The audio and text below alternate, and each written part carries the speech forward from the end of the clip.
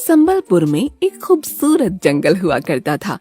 जंगल के सारे जानवर खूब मंगलपूर्ण जीवन जीते थे।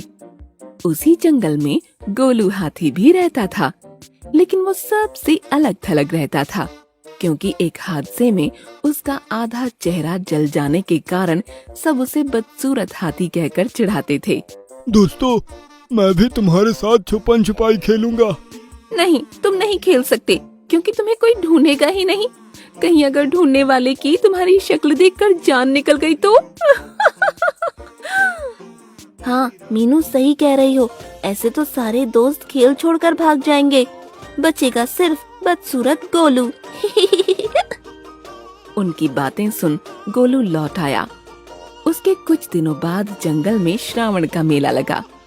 सारे जानवर मेले का खूब आनंद उठा रहे थे। चारों तरफ मेले की धूम मची थी। गोलू भी मेले में जाना चाहता था, लेकिन वो जानता था कि अगर वो मेले में गया तो सबके लिए मस्खरी का पात्र बनकर रह जाएगा। इसलिए वो उदास होकर बैठ गया। लेकिन तभी उसे एक उपाय सूझा। उसने झटपट कुछ श्रृंगार का सामान इकट्ठा किया और चेहरे पर ढेर सारी पाउडर क्रीम लगाकर तैयार हो गया। फिर खुद को आईने में देखकर बड़ा खुश हुआ। और जब मेले में बाकी जानवरों ने गोलू को देखा तो वे भी अचंभित हुए। अरे दोस्तों, देखो तो, ये कैसा चमत्कार हो गया। बदसूरत दिखने वाला गोलू अचानक चिकना चमकता गोलू बन गया। वाह, ये तो एकदम हीरो लग रहा है। हाँ, सही कह रहे हो भाई, ये गोलू तो हीरो लग रहा है। गोलू भी दाव दाव में कहने लगा। हाँ, अब मैं पहले वाला गोलू नहीं हूँ। अब मैं खूबसूरत हो गया हूँ। अब मैं तुम्हारा दोस्त बन सकता हूँ। हाँ, तुम हमारे दोस्त बन सकते हो। इस तरह गोलू बाकी जानवरों के साथ घुल मिल गया और मेले का आनंद लेने लगा। गोलू अपनी मस्ती में मगन था कि तभी एकाएक बारिश होने लगी और भीगने के कारण गोलू की सारी क्रीम धुल कर उतर गई। और फिर क्या था, गोलू हाथी की पोल खुल गई। सभी जानवर गोलू की तरफ देखकर जोर जोर से ठहाके लगाकर हंसने लगे। ये देख गोलू बहुत दुखी हुआ और भारी मन लिए मेले से लौट आया। उसे उदास देख हाथी माँ ने पूछा, क्या हो गया बेटा, इतने उदास क्यों हो? तब गोलू ने सारा वाकया बताया और कहने लगा, माँ, मैं बहुत बदसूरत हूँ ना माँ। मैं किसी का दोस्त बनने के लायक नहीं हूँ। मैं किसी काम का नहीं हूँ।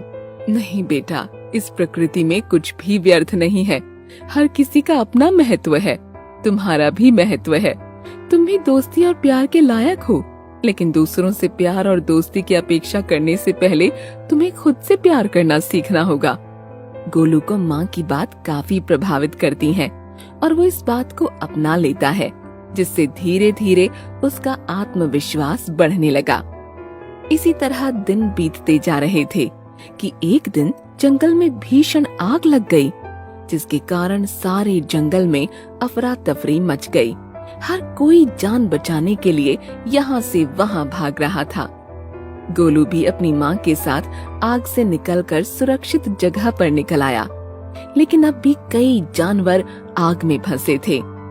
मेरा बच्चा आग में फंस गया, कोई मदद करो। हे भगवान, मदद करो, मेरा परिवार आग में है। हर कोई अपने परिजनों की मदद के लिए गुहार लगा रहा था, लेकिन कोई भी आग के करीब जाने की हिम्मत नहीं कर पा रहा था।